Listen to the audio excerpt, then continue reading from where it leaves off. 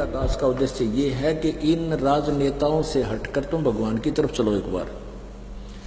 और ये फिर क्योंकि न दिन में 100 झूठ बोलने पड़े हैं, क्योंकि 10 आदमी का काम नहीं कर सकता मुख्यमंत्री एक साल में भी ढंग से। और ये एमएलए वगैरह तक कर ही क्या सकते हैं, बस ये गणत थाने में जो अपने मत के होते हैं ना, उनकी सिफारिश कर देंगे, दूसरों के साथ अन्याय करवा देंगे, इतना तो ये कर सकते हैं, इससे अधिक इनका गौत नहीं है। कहने का भाव यह कि ये भी जरूरी है, आवश्यक है, ये अपना व्यवस्था बनाए रखने के लिए। और आप जी इनके पाछा हंडे जाओ हो, ये लुक दे फिर जा, ना ये कुछ कर सकते ना विकास कर पाते, तो इनका पीछा छोड़कर मालिक की तरफ चलो।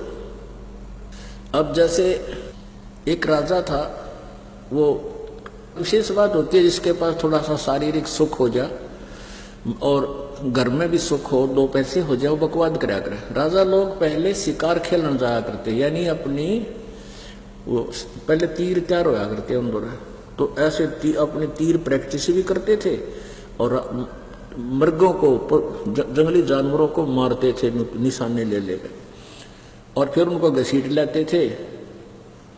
वो कुछ शेर शार रखा करते चिड़िया घर में, वहां डाल देते, कुछ आप खा लेते। तो ऐसे वो जंगल में घूम रहा था, रास्ता भूल गया, भूखा मरा था बुरी तरह। वो किसान खेतों में काम कर रहा था, वहां आ गया, उसने कहा भाई मैं बहुत भूखा हूं और भूख लगी है। तो किसान ने सारी रोटी उसको दे दी और भूखा मरा था सारी खा गया।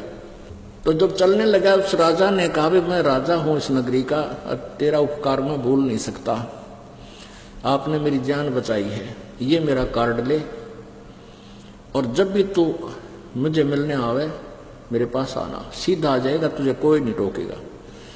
तो किसान एक दिन सोचा चल अपने मित्र से मिलाएं और वह को सूखा पड़ गया, कुछ उसको राहत मांग के लावा। तो वहां गया तो राजा भी अपने बाहर आंगन में बैठा और ऐसे कोई क्रिया अपना धार्मिक कोई अनुष्ठान कर रहा था, भक्ति कर रहा था। अब वो किसान पहुंच गया, किसी ने टोका नहीं, वहां जा वो कर रहा था, वहां खड़ा हो गया। एक सिपाही से पूछा भी क्या कर रहा है राजा, कि भगवान से अपने राज्य में सुख मांगे है और धन मांगता है। तो किसान बोला रे तेरा गजब हुआ, मैं तो भिखारी के पास आ गया, उल्टा चल पड़ा कि मैं तो इस तो मांगना था, यू आप भिखारी पाया मैंने, तो मैं उसी से क्यों ना मांग लूं जिससे ये मांग रहा है। वापस आ गया। तो पुण्यात्मा ये कोड वर्ड है, न समझ लेना। अब धक्के क्यों खा रहे हैं, दुखी क्यों हो रहे हैं, हम भगवान से दूर हो गए, वो परमात्मा हमें मिला नहीं जिससे हम प्रारब्ध से न्यारा भी मांगेंगे तो भी हमें देगा, वो कबीर गॉड है।